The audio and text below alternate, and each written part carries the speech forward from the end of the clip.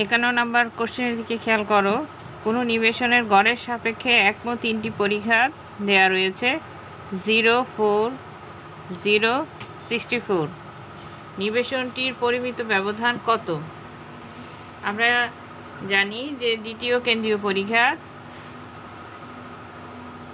ভেদাঙ্কের সমান, আর ভেদাঙ্কের ধনাত্মক বর্গমূল হচ্ছে পরিমিত ব্যবধান। তো তোমার এই প্রশ্নে দ্বিতীয় কেন্দ্রীয় পরিঘাতের মান μ2 এর মান হচ্ছে 4। μ2 4 হলে সিগমা স্কোয়ার ও 4, μ2 মানে হচ্ছে সিগমা স্কোয়ার ইকুয়াল টু 4। এখান থেকে আমরা সিগমার মান পাই হচ্ছে √4, তার মানে 2। তোমার সিগমার মান হচ্ছে এখানে পরিমিত ব্যবধান সিগমা মান হচ্ছে 2, খ নাম্বার। 51 নং কোশ্চেনের উত্তর পরিমিত ব্যবধান হচ্ছে 2। এবার 52 নম্বর কোশ্চেনে আসো। প্রদত্ত তথ্য হতে বঙ্কিমতার মান 0, সুচলতার মান 4, বিন্যাসটি সুষম।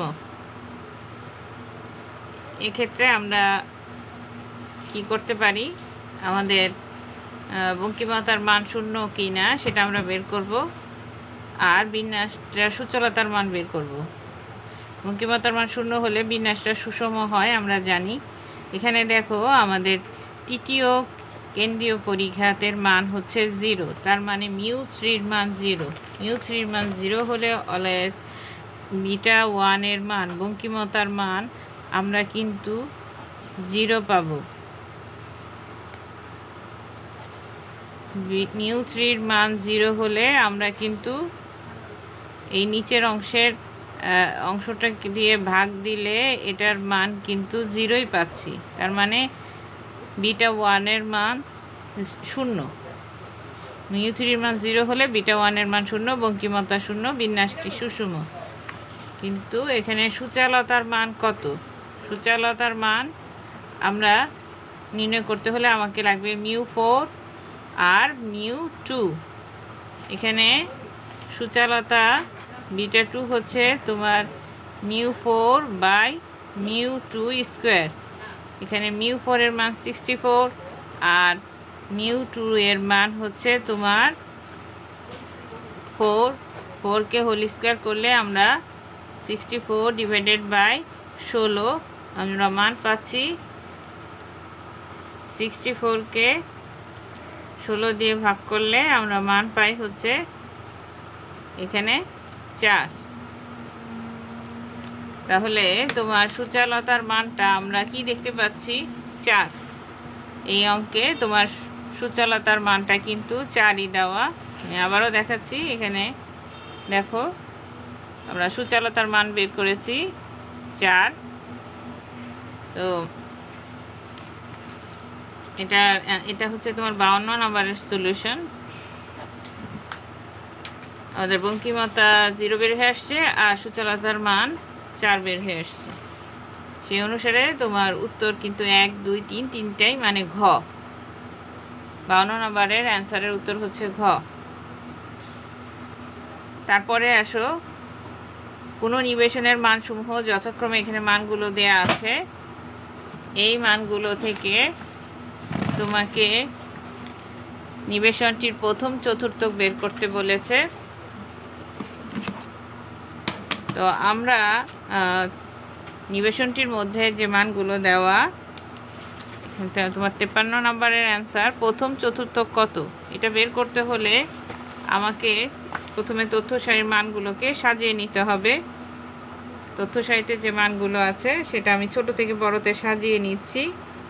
প্রথম মানটা হচ্ছে -6, তারপরে হচ্ছে -4, তারপর 0, তারপর 1, 2, 5, 7। টোটাল আমার 7টা মান 1, 2, 3, 4, 5, 6, 7। 1, 2, 3, 4, 5, 6, 7। দেখো এই 7টা মানের ঠিক মাঝের মানটা কিন্তু হচ্ছে আমাদের মধ্যমা, যেটা তথ্য সারিকে সমান 2 ভাগে ভাগ করে। আমরা দেখতে পাচ্ছি এ পাশে 3টা, আর এই পাশে 3টা মান, ঠিক মাঝখানের এই 1টা হচ্ছে তোমার মধ্যমা। এবার বাকি তথ্য সারির ঠিক মাঝের মানটা কিন্তু তোমার প্রথম চতুর্থক। এখানে আছে 3টা মান, -6, -4, 0।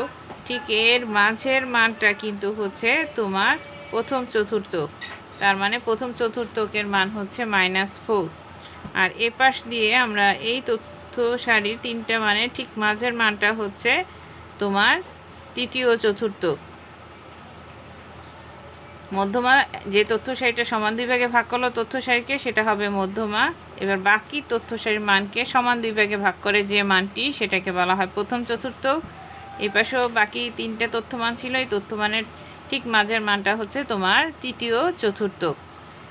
এই অনুসারে এখন আমরা যদি অ্যান্সারগুলো করে থাকি, তাহলে 53 নাম্বারের অ্যান্সার হচ্ছে তোমার প্রথম চতুর্থকের মান -4। দেখো 53 নাম্বারের মান তোমার -4, প্রথম চতুর্থকের মান হচ্ছে -4। উদ্দীপকের নিবেশনের তৃতীয় চতুর্থক 5। এটার তৃতীয় চতুর্থক 5 কিনা? হ্যাঁ, আমরা দেখতে পাচ্ছি এই নিবেশনটার আমাদের তৃতীয় চতুর্থকের মান কিন্তু 5 আমরা দেখতে পাচ্ছি।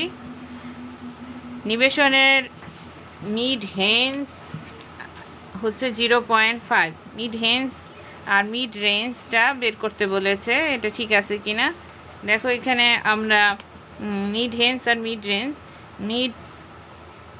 রেঞ্জ যদি বলি, তাহলে আমার হাই ভ্যালু আর লো ভ্যালু যোগ করতে হবে। আমার হাই ভ্যালু হচ্ছে 7, আমি সূত্রটা না হলে লিখে দেই।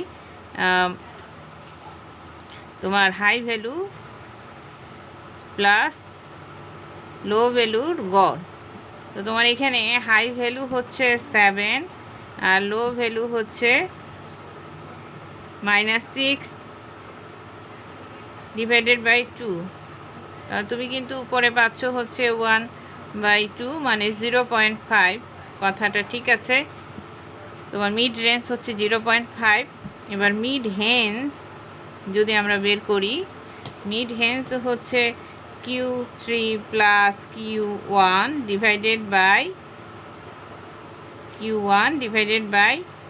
2।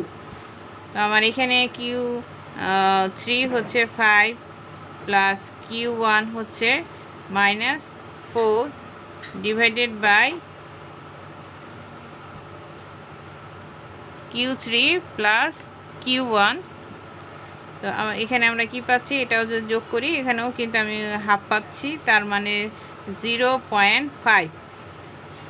সেই অনুসারে তোমার 53 নম্বরের উত্তর কিন্তু, আমি আবারও দেখাচ্ছি মিড হেঞ্জ আর মিড রেঞ্জের সূত্রটা, কিভাবে আমরা দুইটাই 0.5 পেলাম মান। তো সেই অনুসারে তোমার 53 নম্বরের উত্তর কিন্তু 1, 2, 3 তিনটাই ঘ।